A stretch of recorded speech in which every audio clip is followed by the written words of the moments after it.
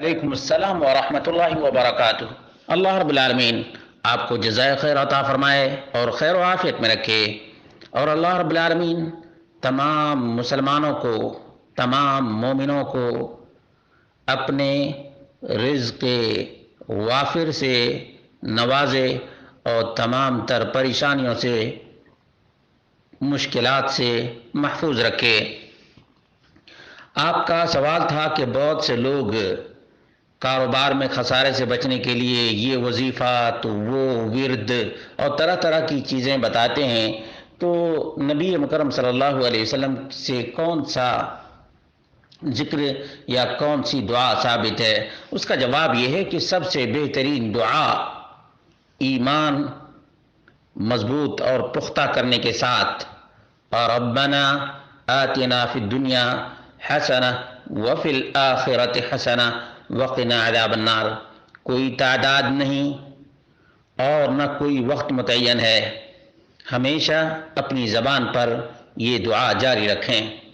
علی مرتضیٰ رضی اللہ عنہ نے ایک آدمی سے کہا کہ اللہ کے رسول صلی اللہ علیہ وسلم نے مجھے یہ دعا سکھائی، یہ دعا سکھائی، سنن ترمذی کے اندر ہے، اللہم اکفینی بحلالک عن حرامک واغننی بفضلک عمن سواک۔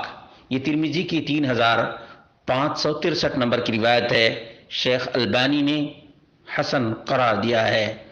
اسی طرح سے بہت ہی عظیم ترین فضیلت بھی ہے استغفار کی، اور رزق، مال، اولاد حاصل کرنے کا، اللہ رب العالمین سے مانگنے کا وسیلہ بھی ہے۔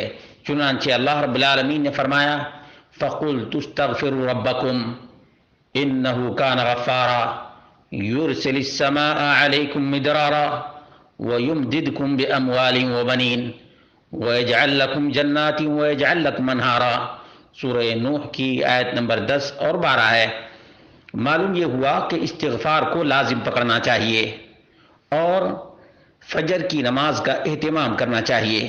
فجر کی نماز پڑھ کر اپنے کاروبار کے سلسلے میں دعا بھی کریں اور تدبیر بھی کریں اور پلاننگ بھی کریں انشاءاللہ العزیز مشکلات سے بھی بچیں گے اور خیر و برکت سے بھی نوازے جائیں گے۔